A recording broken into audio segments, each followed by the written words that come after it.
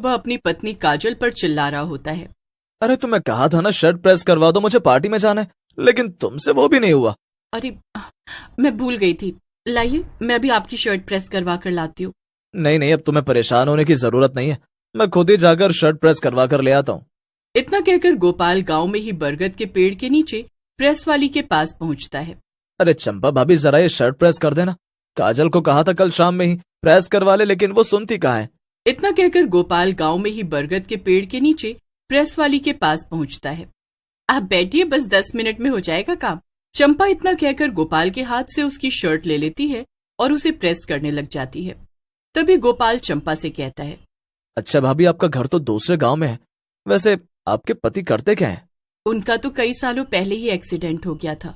उसके बाद मैं अपने 2 बच्चों के साथ अकेली रहती हूँ और अपना और उनका पेट पालने के लिए मुझे ये काम करना पड़ रहा है। कुछ देर बाद चंपा गोपाल को उसकी शर्ट प्रेस करके दे देती है।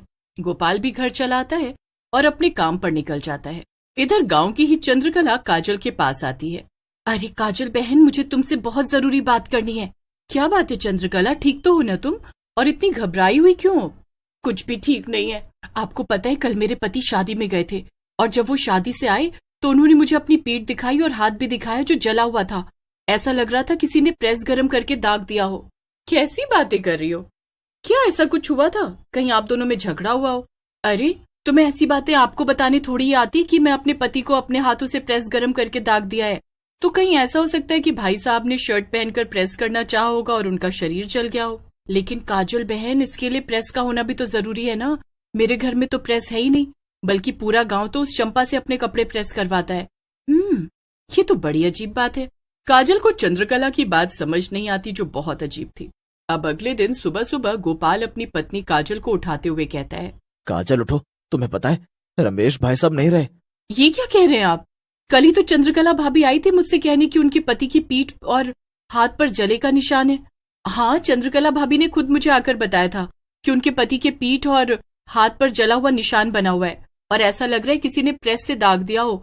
और तो और उन्हें पूरी बॉडी में जलन भी हो रही थी। ये तो बड़ी अजीब बात है। वैसे गांव में किसी के घर में प्रेस नहीं है और तुम्हें तो पता है हम चंपा भाभी से अपने कपड़े प्रेस करवाते हैं, फिर ऐसा कैसे हो सकता है? कितनी अजीब बात है ये। काजल को भी ये सुनकर बहुत अजीब लगता है कि कल ही चंद्रकला अपने पति के बारे में इतनी अजीब बात बताने आई और सुबह होते होते उनका देहांत हो गया। अब ये हादसा गांव में हर 2-3 दिनों बाद होने लगा। पहले गांव के लोगों के शरीर पर प्रेस से जला हुआ निशान मिलता, उसके अगले ही दिन उस शख्स की मौत हो जाती। ये सब गांव में क्या हो रहा है? मुझे तो कुछ समझ में नहीं आ रहा काजल। और ये सिलसिला रमेश भाई साहब से शुरू हुआ और उसके बाद अब तक गांव में कई मौतें हो चुकी हैं। मुझे ये समझ नहीं आ रहा कि आखिर वो प्रेस के निशान आते कहां से हैं। क्या ये सब चंपा भाभी कर रही हैं? लेकिन वो ऐसा क्यों करेंगी? क्या हमें एक बार उन पर नजर रखनी चाहिए? हम तो उनके बारे में ज्यादा कुछ जानते भी नहीं है। बस हम इतना जानते हैं कि वो पास के गांव में रहती है और उनके 2 बच्चे हैं। हाँ, हमें चंपा भाभी पर नजर रखनी होगी। तुम मेरे 1-2 कपड़े लेकर आओ, मैं जरा उनसे कपड़े प्रेस करवा कर ले आऊं। गोपाल अपनी पत्नी काजल से कपड़े लेकर चंपा के पास उन्हें प्रेस करवाने पहुंचता है।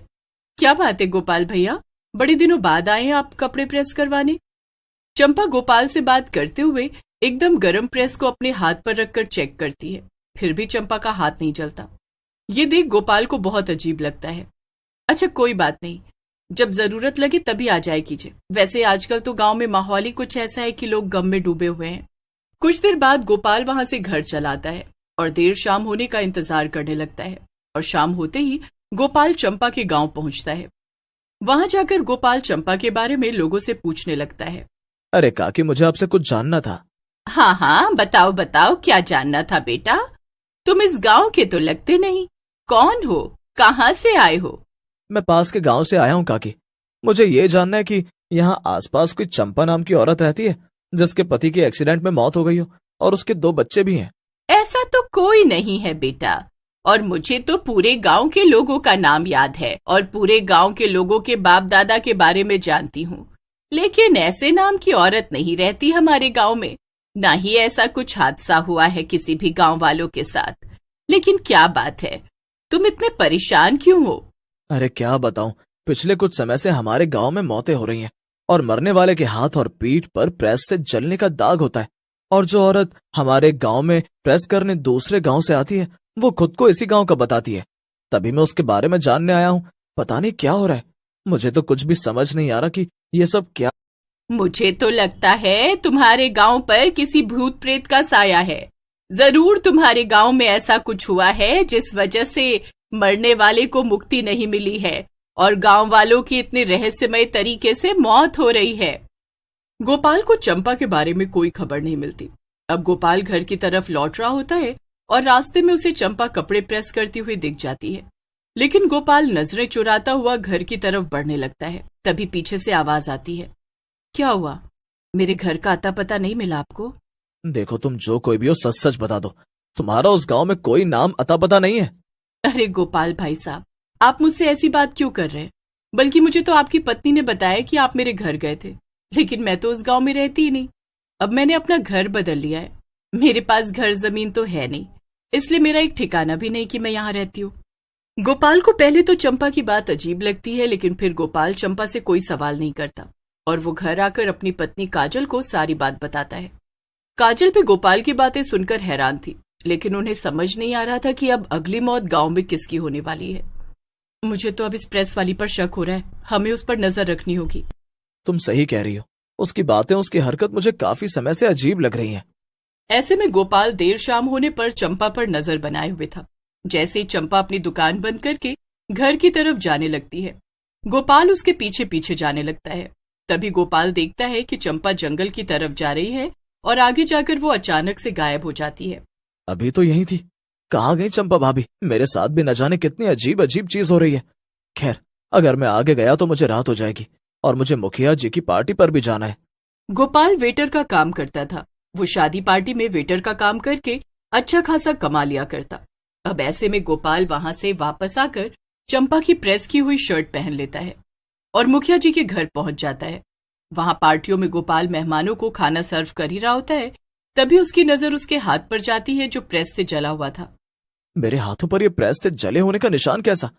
अभी कुछ देर पहले तो ये निशान नहीं था।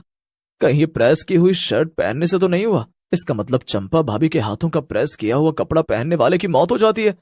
गोपाल डर जाता है और वो उसी बारे में सोचने लगता है। अब कुछ ही घंटे बाद पार्टी खत्म हो जाती है और सभी घर जाने लगते हैं। तभी मुखिया गोपाल को रोकते हुए कहता है, गोपाल, मेरे लिए थोड़ा सा पैक बना दे, अभी तक नशा नहीं हुआ मुझे। वैसे आज तू यहीं रुक जा, घर में कोई नहीं है।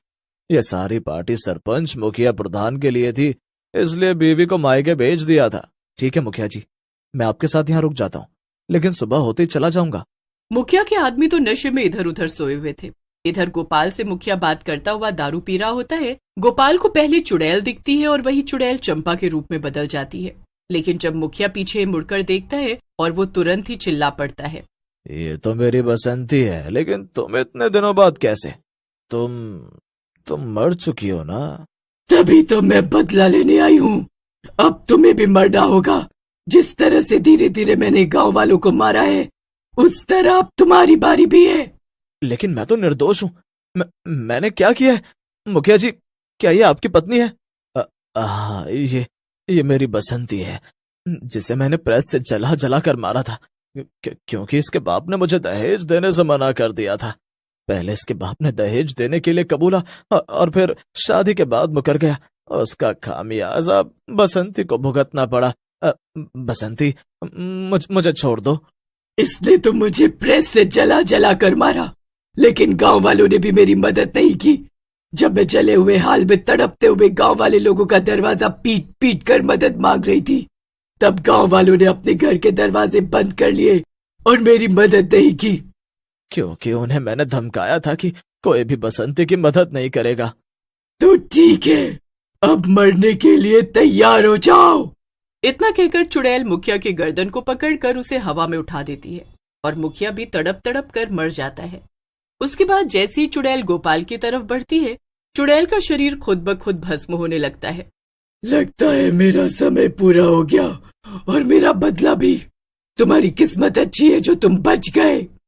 उस दिन गोपाल को पता चलता है कि आखिर वो चंपा जो गांव के लोगों को कपड़े प्रेस करके दिया करती और लोगों को अपना निशाना बना बना कर मार रही थी, वो असल में चुड़ैल थी और मुखिया की पत्नी बसंती, जो अपना बदला लेने गांव